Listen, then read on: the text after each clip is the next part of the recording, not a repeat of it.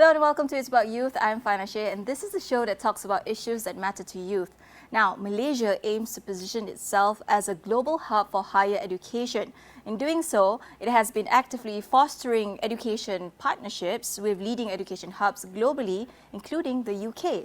Now, here to talk more on this importance of collaborations and how youth plays a part in this whole process is Jazreel Goh, Country Director of British Council Malaysia, and Zaim Mohzani, a UK alumni.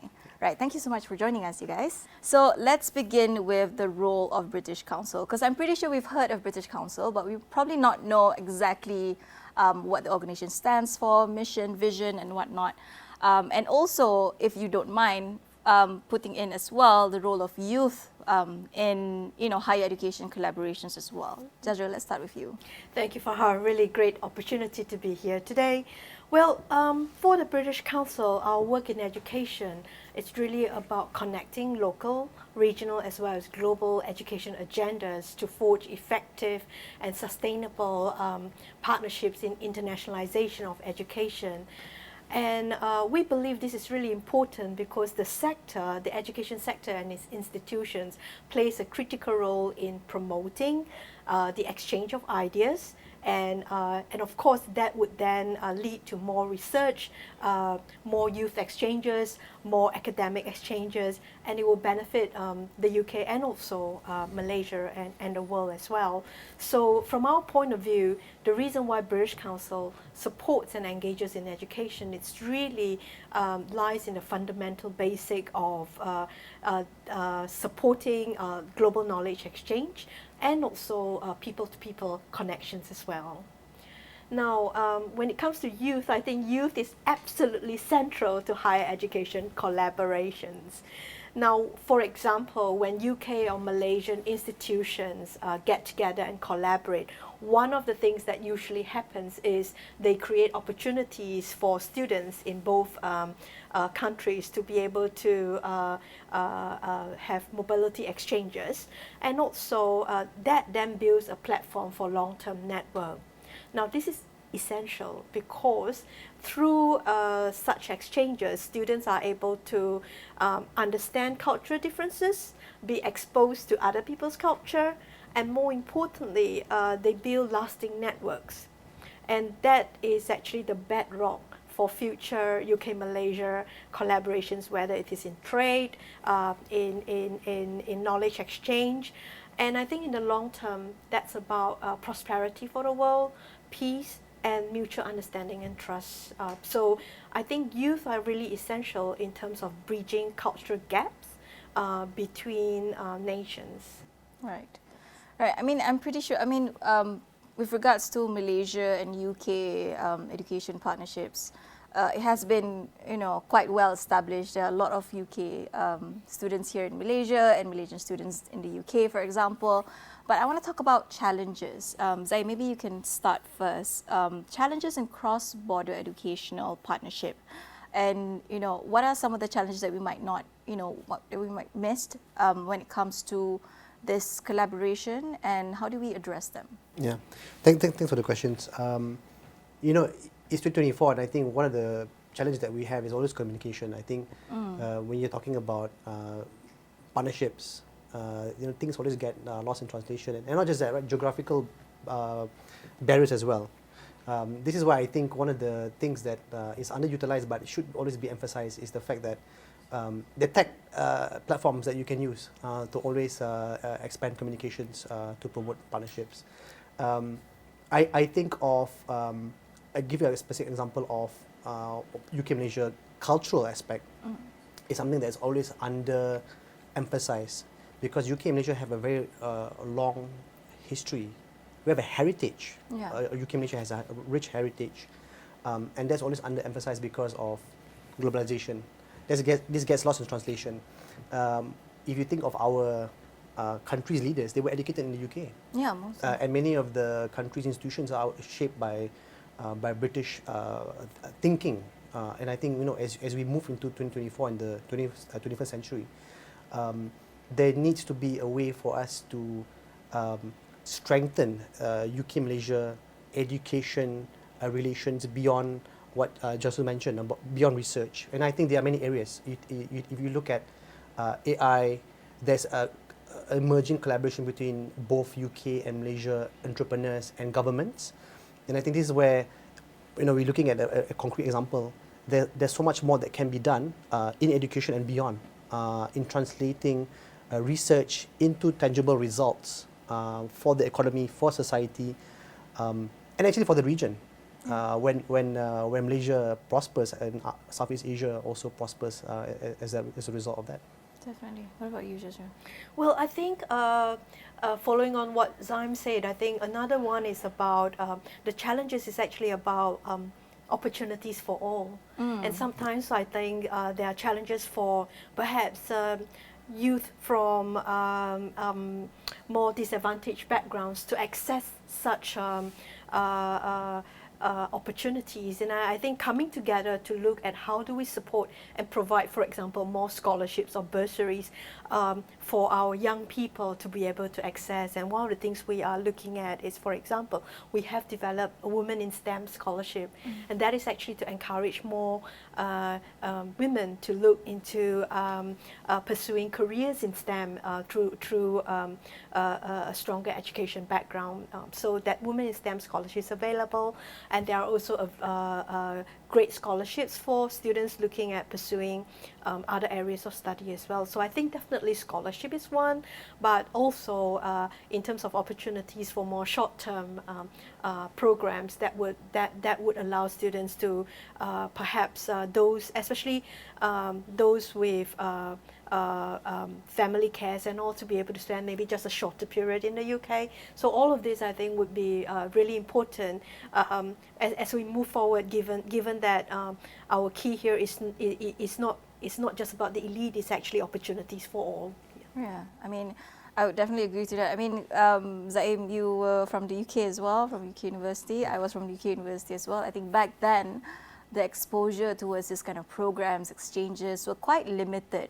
So I like, have more programs and have more communication. So I guess when it binds together, it creates more opportunities for young people to engage in, more collaborations with the UK. That's great. Awesome. Jazreel, being at the forefront of this partnership, how do you see the current education partnership between the UK and Malaysia? We looked at some challenges just now, but do you think it needs to be strengthened more, or is it already quite well established, as we mentioned just now? I would just like to state that actually UK and Malaysia created a lot of fuss. Malaysia is the very first country anywhere in the world to set up transnational education, providing access to quality UK education for Malaysians here in Malaysia. And that was nearly 30 years ago. And I think ever since then, collaborations have progressed a lot, but there is no room for complacency. I think we are faced with a lot of competition, we're faced with geopolitics challenges, and I believe that we can develop other really strong initiatives that would take us and create a new milestone for UK Malaysia. And one of the things I'm really hoping we could do is actually to encourage more British students, to provide more opportunities for British students to come to Malaysia, because it's not a one-way traffic, it should be two-way. And a lot of UK universities are looking at such opportunities where they could bring in more of their British students here, whether it is to do internship, to engage with Malaysian industries, or whether it is actually to go into schools and universities to network and to work in specific projects with our Malaysian students. So I definitely hope that there is more kind of two-way traffic exchanges. In addition to that, I think Zaim mentioned research and other areas of research. Now, we are very strong in terms of STEM, but I think there are also areas in humanities and social sciences where both countries could work together as well. So expanding our areas of research. And thirdly, actually, is in academic collaboration. So I do hope that there is more opportunities for both sides of our academics to be able to spend a period of time here and also a period of time in the UK for their own professional development as well. So certainly, I think there are very, many new ideas and initiatives that we can put forward, and I hope that we can actually create a new milestones in terms of our collaboration. Definitely, there's new areas, especially if you mentioned just now AI and all that can fit into all of this as well. Zaim, you are UK alumni. Yes. Share with us your experience, Sure. being a part of this program, being a part of collaborations, being a part of, getting your education there, for example. Sure. Go ahead. UK is great for many things. Not the weather, of course, but I think if you look at the education, one of the UK's comparative advantage compared to other countries is education. It's global education. It's world class. And so when I went to the UK, I went to London School of Economics. And that really changed my thinking on policy, which is where I work. I work in public policy, and that changed my thinking on that. I also love the network. I think one of the reasons why UK is different is the fact that you're always welcome there. And I think there's a sense where in the network that I was in, it wasn't just about learning, but also it was about connecting and building bridges. And the cohorts that I was in, we're still friends till today. And we still talk about issues, serious and also not so serious issues. One thing that I want to mention is British Council has launched Alumni UK platform, which is specific for alumni. And you think of it as LinkedIn for UK graduates. And it's interesting because the content is specific to alumni. You've been to the UK, but then you can continue your journey and learn different things. Not just connecting with alumni, but also masterclasses on education, women empowerment, career development, and many other spheres. And I think this is one of the things that I really enjoy. Not just 3-4 years in the UK, but when you graduate, you're always maintaining your relations and learning as you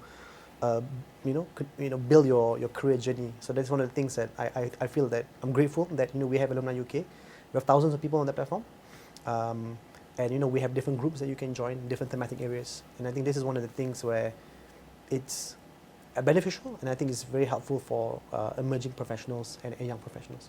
Right, I definitely have to take note of that and attend some sessions soon. Right, we're going to talk more about this after this break.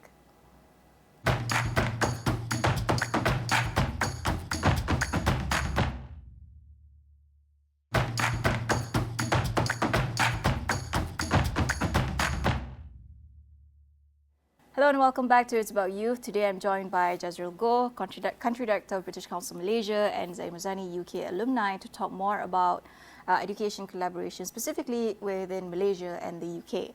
Right, we didn't touch this earlier on, but I think it's a quite contentious topic when it comes to having our students studying abroad, be it the UK or anywhere else, which is they go there and they end up staying there, or in other terms, brain drain. Is that something that is of a concern, or I just kind of want your thoughts on this issue that is sort of plaguing this country when it comes to education, right? Jazreel. Well, I think from the UK perspective, it's definitely not an issue of brain drain. What we do is we have put in place policies for graduate route, and our aim is really because we note that it is extremely challenging, especially in current economic climate, for graduate employment. And in order for any students, international students going to the UK, you have 2 years where you can actually look for graduate training positions, and that will give you quite distinct advantages. And upon completion of that, you must come back to your home country, and that will give you 2 years of advantages to come back into your country employment. And that's what we are really encouraging our students to do. So I think it's really important that we look at how through international education we support graduate employment, and actually we skill up our graduates so that they are world ready, and actually they have the skills to come back into the workforce and support our industries locally. So I think that is actually more the aim of the UK when it comes to supporting graduate employment rather than a brain drain kind of challenge. Because there's always deliberation when it comes to all this, and there's always a way back for you, even if when you are abroad, for example, for you to support your economy back home. Zaim, do you agree? I agree, and I think we shouldn't worry too much about brain drain. I think there's an assumption that brain drain means that you have to work in Malaysia for the rest of your life. Yeah. And I think that's not how the world works. and that's not how people work as well. Yeah. There've always been migrations across centuries of history. If you look at the UK is something that we shouldn't worry about. Most of the Malaysian diaspora actually are in Singapore. So the 2 million people, they are overseas officially, but there are more. Half of them are across the causeway in Singapore. Yeah, yeah. And so, and then you have Australia, UK, and to some extent Europe and America. So the numbers are not worrying in a sense where half of the workforce is overseas. And even if you have 1 million people in Singapore, they come back many times. And I'm not worried about this because I see there's a trend where people go overseas, they work for a number of years, they come back. Yeah. They don't actually come back. I've seen so many entrepreneurs, so many startup tech founders, so many NGO leaders, corporate leaders, they come back for many reasons. Family, they want to do nation building. And so I think it's positive. Economists call this brain circulation. So you go out, but you also come back. And I think that's something that we should celebrate. And let's not denigrate people that are overseas. I think many of them might stay overseas, but many of them do come back. And I think let's celebrate those that come back and see how they can be part of the nation building journey for Malaysia. And like Jazreel said, they come back with worldview, right? Yes. With more upskilled, reskilled, ready to take on, economic building here in Malaysia. Right, okay, let's put that aside for now. Highlights of some of the programs that British Council has going on, especially between Malaysian and UK universities in higher education. I understand, just recently you guys have the East Asia Week. Do you mind elaborating a bit further, some stuff that we might have to look forward to? Yeah. Well, last week we had the UK East Asia Education Week, and actually the reason Malaysia was chosen as a destination for an East Asia kind of gathering was because it's actually very well positioned as an education hub. Malaysia has invested a lot in the system and in the quality of its education, and many of our East Asian countries, especially from Southeast Asia, are here also to learn from our Malaysian counterparts as well. So the UK East Asia Week aims to actually highlight what are some of the really strong UK-Malaysian collaborations. For example, collaborations between Sunway and Lancaster in transnational education, which is actually one of the top transnational education globally. And that's been really successful as a good showcase. And the other one is actually to look at, we hosted a round table where our deputy a minister from the Ministry of Higher Education was there, and it's really to look at how we can reinvigorate and how we can build progressive partnerships between UK and Malaysia, and to take us on a new trajectory in terms of our partnerships. So I think last week has given us quite a lot of confidence in terms of the way forward for UK Malaysia higher education work, but it's also demonstrated actually through the alumni awards that was held. How many talents we have here in Malaysia who are graduates from the UK, and how they have actually through their own individual initiative really contributed to our society, how they have shown innovation in their business development, in some of the work that they put back to the community. So to be honest, I see all of this. I'm really proud to be a Malaysian actually, looking at how much we have worked together, and also with the UK as well. Yeah. Right, Zaim, you might be out for that award soon. So, right, okay. Prospects for future growth and expansion of UK East Asia Higher Education Partnership. Jazreel, maybe Zaim, maybe you can start with you. I'm not an expert on TNE, but maybe Jazreel can take on the more technical stuff. But I think from my lens, as a young but not so young UK alumni, I think there's so many interesting opportunities between the two countries. While we may have many UK alumni in Malaysians, I think there's not enough interaction between the British community and the Malaysian community. Right. Okay. At least not happening at the non-elite level, the rakyat level. And I think that's where British Council's work in education diplomacy is absolutely paramount, very important, because it's not just about us learning from the UK, but also about how the UK can learn from Malaysia. Definitely, yeah. You have to understand that we are living in the era where it is the Asian century. The center of the economic power is shifting to Asia. And the center of Asia is Malaysia. And so that ability for people outside of Asia to understand how Asia works is absolutely important for the development of the world economy. So this is why I think the work of British Council in harnessing the education diplomacy between both Malaysia and Australia through platforms like UK Alumni UK platform, the Study UK Alumni Awards, and many other initiatives is absolutely paramount.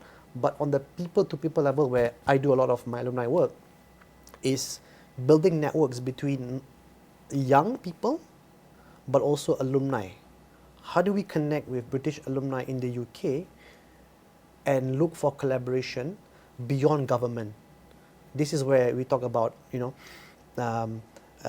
empowerment, technology collaboration, cultural collaboration, and all these different spheres. I think that's absolutely important for us moving forward. Yeah, and it's definitely easier communication too, and it's, being on the ground, not so much, the bureaucratic level of things, right? Yeah. Right. Jazreel, what about you? Well, to add on to Zaim, I think that firstly, I would say I'm very, very positive about the direction of UK Malaysia collaborations. I think Malaysia is very well positioned. I know that there are competitions from the region, including Indonesia and Vietnam, wanting to emulate what Malaysia has achieved, particularly in the areas of transnational education. I think that we are in a very good position to further grow our transnational education, but also in our research collaborations, in developing new talents, especially those in postdoc and PhD areas in new industries such as AI, climate and environment, and I also think that more importantly, I think we should be looking at how we provide more opportunities for our young people to connect with not just with people from the UK but also around the world through initiatives such as student forum, scholarships, and also more programs that would build their engagement with industries at a younger age. So actually connecting industries from the UK and Malaysia to support our youth as well. Yeah, more wide scale. Zaim, before we end this, Sure. what advice would you give to young individuals who are interested in getting involved in higher education, collaborations, and advocating for youth voices? Sure. It's an interesting question because when if you were to ask me this question 10 years ago, everything was about tech, but I think we have moved beyond this. I think there are three spheres that young people in higher education must look at, and I think these are the three things that are crucial. You have the digital economy, which will see revolutions in all industries. All industries will be disrupted, including the higher education industry. Not just AI. There are many other emerging technologies that are out there, right? AI is the flavor of the month. Last time was blockchain. Next could be AI, AR, VR, right? Yeah. The second area is the green economy. I think we are shifting from an industrial economy to a more ESG compliant, environmental green economy where it is absolutely paramount. Countries have committed to the Paris Agreement, and you will see a lot of investments in this area. So people in higher education must look at this emerging field as something that is absolutely crucial because the green economy is fundamental to the economic growth. Third is the care economy. It affects all, not just UK but also Malaysia in many ways. We are becoming an aging population, even though it's about youth. Maybe in the future it's about old people. No, maybe. But the point remains where we are aging rapidly as a country. Yes. And I think there's a lot of interesting opportunities around the care economy that needs to support the different changing demographics of our country. And I think this is three areas where people in higher education must look at, whether you're from the research, coming from learning, coming from just practitioners' perspective. You must look at these three things as they come up in the next few years. Right, and it's definitely something that Malaysia is looking into and the UK is looking into as well. So it bodes well for youth who are wanting to get into sort of this kind of collaboration partnership to be looking into this kind of sectors and topics. Right, before we end this, in brief, what are hopes and aspirations for the future of youth engagement in higher education collaborations, both in Malaysia and as well as globally? Jazreel, we can start with you.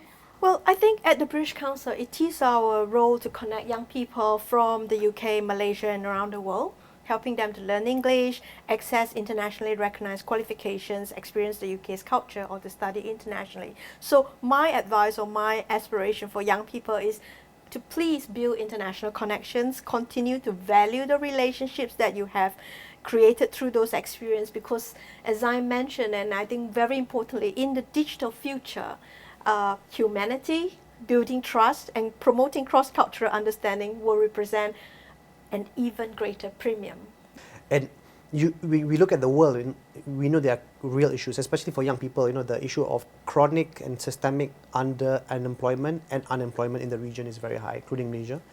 And so there's a need for you to not just upskill, but also build those connections with people that can bring you forward in your career. I think this is not something that's always emphasized, but you know, there's so much emphasis on skills building, but not enough on network building, because when you build yourself, personal branding will be the prerequisite for nation building. So people understand that you know, as citizens, build your skills, build your connections, because this is paramount for our country. Yeah. I'm not trying to, you know, it's not a patriotic tone, but it's pragmatic as well. We live in a time where there's so much disruption. Climate is disrupting us, technology is disrupting us. We don't know whether we'll still be in a job in the next 10 years. I think Jazreel will be in a job. Maybe you'll be an AI person. Maybe I will be out of the job. But we understand that this is a very interesting time. Yeah. Right? Some say precarious, some say you know, not so great, but some say this is an amazing time. I think it's in between. So understanding that transitional period, yes. exactly. So be aware of the changes. Yeah. And prepare yourself for what's to come, because if you don't prepare, my fear is you may be left behind. So on a more optimistic note, build yourself up and you know, become that super citizen for the country and for the world. Right. In fear of getting myself replaced by AI soon, you know, we should all stand our ground and, you know, build ourselves as an all-rounder with network connection, upskilling, reskilling, and the lot. Right, I think that's all the time we have, unfortunately. It's good to have you guys here, Jazreel and Zaim, to talk about, you know, not just British Council Malaysia, but also future collaborations, education collaborations, not just with the UK, but also with others as well. I'm Fanashe. Thank you for watching.